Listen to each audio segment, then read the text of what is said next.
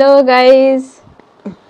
Namaskar guys, Assalamu alaikum and Namabuddha. This is Shetu and this is Shudha. So welcome to New reaction video. तो guys कैसा please बताओ and we are from Bangladesh से बहुत सारा प्यार from Bangladesh so जय श्री राम तो guys बहुत सारा request है एक भाई হচ্ছে প্রীতম ভাই so অনেকবার request করছে যে দাদা এই ভিডিওতে reaction টাইটেলটা হচ্ছে quality of seven sister states northeast so super northeast okay so super excited and original video link in description please go and visit and subscribe of his YouTube channel and subscribe our YouTube channel so चलो शुरू करें let's go Radhe Radhe. Bharat में दोस्तों कुल 28 राज्य हैं, लेकिन इनमें से 7 सिस्टर स्टेट्स की हमेशा से एक अलग खासियत रही है। नॉर्थ ईस्ट में कुल 8 राज्य आते हैं दोस्तों, और ये सभी राज्य भारत के लिए बेहद महत्वपूर्ण है। खासतौर पर यहाँ की प्राकृतिक सुंदरता अद्भुत है। प्रथम থেকে শুরু হইছে না भारत में दोस्तों कुल 28 राज्य हैं, लेकिन इनमें से 7 सिस्टर स्टेट्स की हमेशा से एक अलग खासियत रही है। नॉर्थ ईस्ट में कुल 8 राज्य आते हैं दोस्तों, और ये सभी राज्य भारत के लिए बेहद महत्वपूर्ण है। खासतौर पर यहाँ की प्राकृतिक सुंदरता अद्भुत है। भारत के कुल जंगलों में से 25% जंगल सिर्फ 7 सिस्टर्स में मौजूद हैं। आज की इस वीडियो में हम सभी 7 राज्यों के बारे में बात करने वाले हैं। ये राज्य भारत का हिस्सा कैसे बने और इन राज्यों की क्या खास बात है, जानने के लिए दोस्तों आप आखिर तक हमारे संग बने रहें। असम राज्य का प्राचीन काल से दोस्तों विशेष महत्व। সো ভিডিও শুরু করার से पहले একটা কথা বলি আসাম থেকে অনেক ভাই বোন আমাদের সাপোর্ট করে so thank you so much এভাবে সাপোর্ট করার জন্য।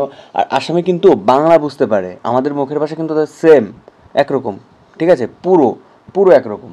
তো অনেক অনেক ভালোবাসা, অনেক অনেক ভালোবাসা। আসাম খুব সুন্দর একটা place, as soon as possible আমরা ওখানে যাবো। আর ইন্ডিয়া হচ্ছে most beautiful country in the world undoubtedly. আর আসাম রাজ্য, তারপর উত্তরাখণ্ড, হ্যাঁ অনেক সুন্দর একটা জায়গা, সো अवश्य जाओ। रहा है। महाभारत काल के दौरान इस राज्य को प्रागज्योतिषपुर के नाम से जाना जाता था। मुगलों ने 17 बार असम पर आक्रमण किया, लेकिन दोस्तों हर बार उन्हें हार का सामना करना पड़ा। लगभग 600 सालों तक असम में अहोम साम्राज्य का शासन काल रहा। गुवाहाटी इस राज्य का सबसे प्रमुख शहर माना जाता है। असम के हाई कोर्ट और डीजीपी हेडक्वार्टर्स जैसी कई सरकारी दफ्तर गुवाहाटी में ही मौजूद है। वर्तमान समय में असम की कुल जनसंख्या 3 करोड़ 40 लाख के आसपास है। इस राज्य को gateway of north east India भी कहा जाता है। असम की कुल GDP 4.8 करोड़ है। भारत में सबसे ज्यादा चाय का उत्पादन असम में ही किया जाता है। 55% चाय और दुनिया की 16% चाय का उत्पादन असम में ही होता है। असम का मुगा सिल्क दुनिया में सबसे बेस्ट माना जाता है। ब्रह्मपुत्र नदी असम की सबसे प्रमुख नदी है। ब्रह्मपुत्र नदी के बीच में ही दुनिया का सबसे बड़ा नदी पर बना आइलैंड मौजूद है, जिसका नाम मजली है। भारत में सबसे पहले कच्चे तेल के भंडार असम में ही खोजे गए थे। 1866 में ही असम के डिगबोई नाम की जगह पर तेल के भंडारों की खोज हुई थी। 1901 में असम में ऑयल रिफाइनरी का काम भी शुरू कर दिया गया, और आज भी 122 साल पुरानी ऑयल रिफाइनरी के जरिए ऑयल रिफाइन किया जाता है। असम में मायोंग नाम की एक जगह है दोस्तों, जो काले जादू के लिए पूरी दुनिया में प्रसिद्ध है। असम में एक और रहस्यमयी जगह है जिसका नाम जाटिंगा है। ये जगह पक्षियों की आत्महत्या का गढ़ बन चुकी है। आप सही सुन रहे हैं। हर साल आप जानते हैं यहाँ देशी और विदेशी पक्षी आते हैं और खंभों व पेड़ों से टकरा कर अपनी जान दे देते हैं। असम राज्य अपने मंदिरों और राष्ट्रीय उद्यानों के लिए प्रसिद्ध है। असम का सबसे फेमस मंदिर माँ कामाख्या देवी टेम्पल है। ये मंदिर दोस्तों 51 शक्तिपीठों में से एक है। काजीरंगा नेशनल पार्क असम की एक और प्रमुख टूरिस्ट डेस्टिनेशन है। ये राष्ट्रीय उद्यान यूनेस्को वर्ल्ड हेरिटेज साइट की सूची में भी शामिल है। नागालैंड, इसे ईस्ट का स्विट्जरलैंड भी कहा जाता है दोस्तों। 1 दिसंबर 1963 को नागालैंड भारत के एक राज्य के रूप में स्थापित हुआ था, और ये भारत का 16वां पूर्ण राज्य घोषित किया गया था। नागालैंड की जनसंख्या 23 लाख के आसपास है। नागालैंड के कुल एरिया में से लगभग 25% हिस्सा सिर्फ जंगलों और हरे भरे पेड़ों ने घेर रखा है, जो इस राज्य की सुंदरता को बढ़ाने का काम करते हैं। नागालैंड की GDP $3.04 मिलियन के आसपास है। राज्य के ज्यादातर लोग कृषि क्षेत्र से जुड़े हुए हैं। चावल, मक्का, अन्न, दालें, गेहूँ यहाँ की प्रमुख फसलें हैं। नागालैंड में 100 से भी ज्यादा जनजातियों के लोग रहते हैं। नागालैंड में जितनी विविधता देखने को मिलती है, उतनी भारत के दोस्तों अन्य किसी राज्य में नहीं देखी जा सकती है। नागालैंड में कुल मिलाकर 15 से भी ज्यादा भाषाएं आम बोलचाल में इस्तेमाल की जाती हैं। नागालैंड के लोग अंधविश्वास में बहुत ज्यादा यकीन करते हैं। यहाँ पर लोग सपनों के जरिए भविष्य देखने का दावा करते हैं। कोहिमा नागालैंड की राजधानी और प्रमुख शहर भी है। दूसरे विश्व युद्ध के दौरान यहाँ पर 64 दिनों तक युद्ध चला था, और इस युद्ध में मरने वालों के लिए यहाँ एक बड़ा कब्रिस्तान भी बना हुआ है। नागालैंड का सबसे बड़ा शहर दीमापुर है, जिसे गेटवे ऑफ नागालैंड भी कहा जाता है। नागालैंड में दोस्तों एक लाल मिर्च की खेती की जाती है, जिसका नाम भूत जोलोकिया है। इसे दुनिया की सबसे तीखी मिर्च माना जाता है, और इसका नाम Guinness book of world records में भी दर्ज है। नागालैंड के लगभग 85% लोग ईसाई धर्म को मानते हैं। नागालैंड में जाने के लिए भारतीयों को भी इनर लाइन परमिट लेना होता है। नागालैंड को लैंड ऑफ फेस्टिवल के नाम से भी जाना जाता है। हॉर्नबिल फेस्टिवल इस राज्य का सबसे प्रमुख और बड़ा त्योहार माना जाता है। जुको वैली, मोकोचंग, जफू पीक और इंटेंकी नेशनल पार्क इस राज्य की प्रसिद्ध टूरिस्ट डेस्टिनेशन डिफरेंस है। मणिपुर, दोस्तों मणिपुर का अर्थ है मणियों यानी रत्नों की धरती। यहाँ पर सबसे ज्यादा मेची ट्राइब के लोग रहते हैं। लगभग 60 जनजातियां मणिपुर में निवास करती हैं। आजादी के बाद भारत में शामिल होने वाली अंतिम जगह मणिपुर मानी जाती है। सन 1956 में मणिपुर को भारतीय सरकार ने केंद्र शासित प्रदेश के रूप में मान्यता दी थी। वहीं 1972 में इसे पूर्ण राज्य का दर्जा दे दिया गया था। मणिपुर की कुल जनसंख्या 35 लाख के आसपास पहुंच चुकी है। मणिपुर की दोस्तों अर्थव्यवस्था माइनिंग, टूरिज्म और फार्मिंग पर ही निर्भर करती है। मणिपुर में कुल 9 जिले हैं और हर जिले की अपनी एक अलग पहचान और खूबसूरती है।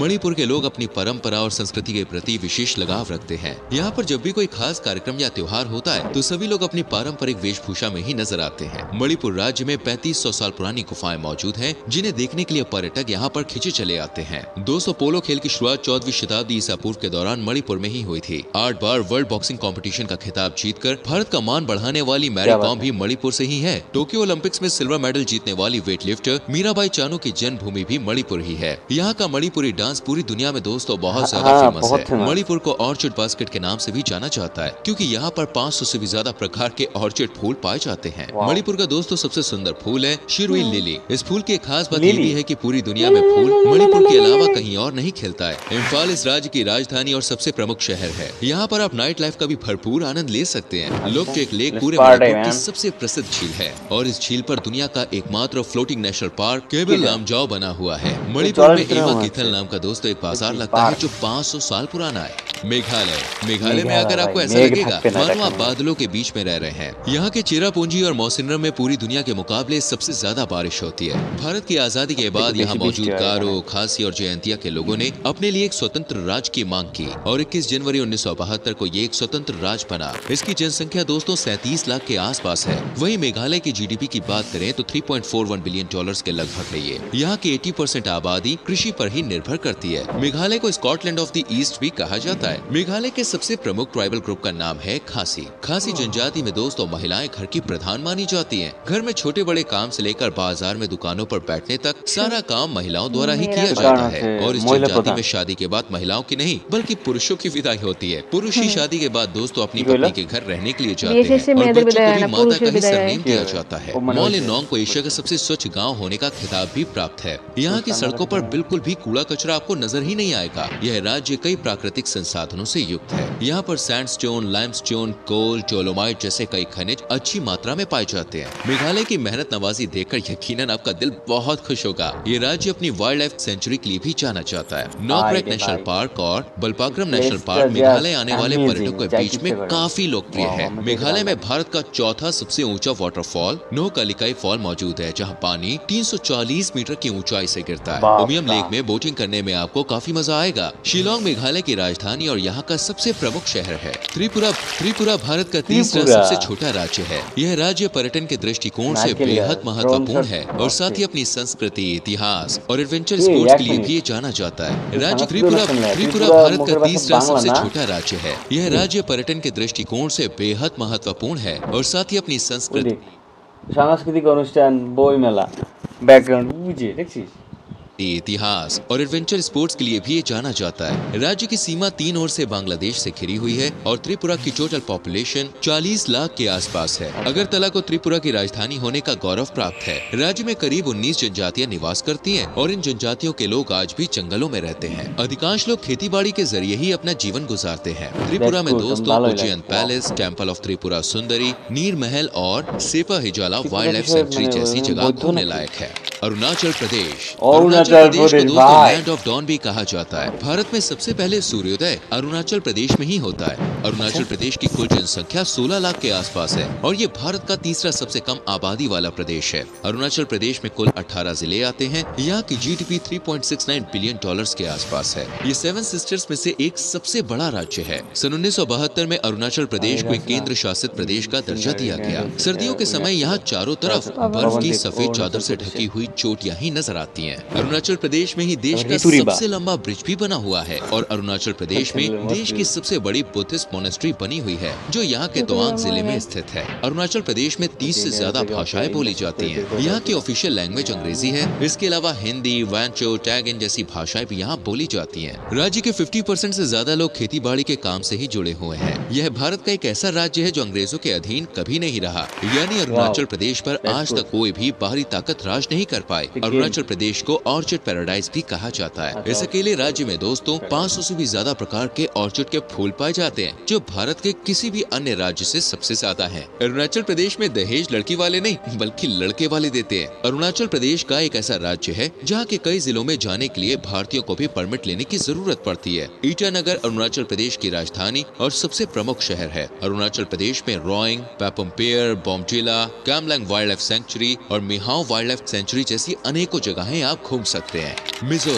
मिजोरम को दोस्तों सॉन्ग बर्ड ऑफ इंडिया के नाम से भी जाना जाता है। सन 1890 में अंग्रेजों ने इस राज्य को भी अपने अधीन कर लिया। आजादी के बाद तक मिजोरम को लुशाई हिल क्षेत्र के नाम से जाना जाता था। 1972 में मिजोरम को असम से अलग कर एक केंद्र शासित प्रदेश का दर्जा दिया गया और 20 फरवरी 1987 को यह भारत का 23वां राज्य बना। यहाँ बोली जाने वाली मिजो एक ऐसी भाषा है जिसकी कोई लिपि ही नहीं है। मिजोरम भारत में दूसरा सबसे ज्यादा लिटरेसी रेट वाला राज्य भी है। साथ ही मिजोरम में सिरचिप नाम का एक जिला है जिसका लिटरेसी रेट आप जानते हैं 98% है। मिजोरम की कुल जनसंख्या दोस्तों 13 लाख के आसपास है। मिजोरम में कुल 11 डिस्ट्रिक्ट है। इस राज्य की जीडीपी 4.3 बिलियन डॉलर्स के लगभग आंकी गई है। मिजोरम में खाना बनाने से लेकर जो यहाँ का डांस है, सेलिब्रेशन है और कई प्रकार के हैंडलूम प्रोडक्ट्स है जिसको बनाने में बांस का इस्तेमाल किया जाता है, ये सब यार बहुत फेमस है। मिजोरम में लगभग 90% लोग कृषि व्यवसाय पर ही आधारित है। साथ ही मिजोरम के जो लोग होते हैं उन्हें खाना पीना काफी अच्छा लगता है और इसलिए पान के पत्तों का उत्पादन भी यहाँ के विभिन्न जिलों में किया जाता है। मिजोरम में कई ऐसी दुकानें आपको दिख जाएंगी जहाँ पर कोई भी दुकानदार मौजूद ही नहीं है। फल और सब्जियों जैसे सामान यहाँ दुकानों पर थैलियों में बांधकर लटका दिए जाते हैं। जिस किसी को इन सामान की जरूरत होती है वो दुकान से ले लेता है और साइड में रखे बॉक्स में उसके बदले ইজ গুড মানে বিলিভ ইন ফেইথ মানে হচ্ছে বিশ্বাস। এটা ভালো লাগছে না? ওটা যদি বিশ্বাস না থাকতো তাহলে কিন্তু হইতো না। অন্য কোনো দেশে হলে কি করতো, সব একবার নিয়ে চলে বলা যেত। কিন্তু দেখো এখানে জাস্ট ভাই এটা ভালো লাগছে, ভাই ভাই এটা কি ছিল সেই লাগছে। दुकानें आपको दिख जाएंगी जहाँ पर कोई भी दुकानदार मौजूद ही नहीं है। प्राइस फल और सब्जियों जैसे सामान यहाँ दुकानों पर थैलियों में बांधकर लटका दिए जाते हैं। जिस किसी को इन सामान की जरूरत होती है वो दुकान से ले लेता है और साइड में रखे बॉक्स में उसके बदले पैसे डाल देता है जितने भी पैसे हुए हैं। आइजोल मिजोरम की राजधानी है और यहाँ का सबसे बड़ा शहर है। आर्थिक और सांस्कृतिक राजधानी का दर्जा भी आइजोल को ही प्राप्त है। दोस्तों आपको मिजोरम में कई सारे ऐतिहासिक स्थल और वाइल्ड लाइफ पार्क भी देखने को मिल जाएंगे जिनमें मोरलैंड नेशनल पार्क, फांगकोई पीक, लेंचेंग हिल्स, लेंचेंग वाइल्ड लाइफ सेंचुरी आदि शामिल है। तो दोस्तों उम्मीद करते हैं आप समझ गए होंगे ये 7 सिस्टर्स आखिर भारत के लिए कितने स्पेशल हैं और इनकी क्या खासियत है। उम्मीद करते हैं वीडियो आपको अच्छी लगी होगी। हमें नीचे कमेंट करके जरूर बताएं आज की वीडियो में कौन सा राज्य आपको सबसे अच्छा लगा। साथ ही इस वीडियो को अपने दोस्तों के संग, रिश्तेदारों के संग शेयर करना ना भूलें। हमारे चैनल को सब्सक्राइब करके बेल आइकन जरूर प्रेस करें जिससे। তো গাইস এই ছিল ভিডিও আর প্রত্যেকটা স্টেটগুলো অনেক ভালো ছিল। আমার স্পেশালি যদি বলো তাহলে আসাম, ত্রিপুরা মানে উত্তরাখণ্ড দেখাছিল নাকি, ওই যে অরুণাচল প্রদেশটা খুব ভালো লাগে আমার। সো ইন্ডিয়া বলতেই খুব বিউটিফুল কান্ট্রি, কোন একটা পার্ট বা স্টেটকে আসলে বলা ঠিক না। ইভেন কেরালার দিকেও অনেক সুন্দর, কাশ্মীর আছে ভাই স্বর্গ। তারপরে নাগাল্যান্ড একটা বলো, নাগাল্যান্ড এটা হচ্ছে তোমার সেকেন্ড সুইজারল্যান্ড বলা হয়। তো অনেক ভালো লাগছে গাইজ, তোমার কেমন লাগছে অবশ্যই কমেন্ট করে জানাও আর আমাদের চ্যানেল সাবস্ক্রাইব করো, সাপোর্ট করো। অসংখ্য অসংখ্য ভালোবাসেন। Thank you for watching this video. So নমস্কার অ্যান্ড আসসালামু আলাইকুম। So bye bye, love you.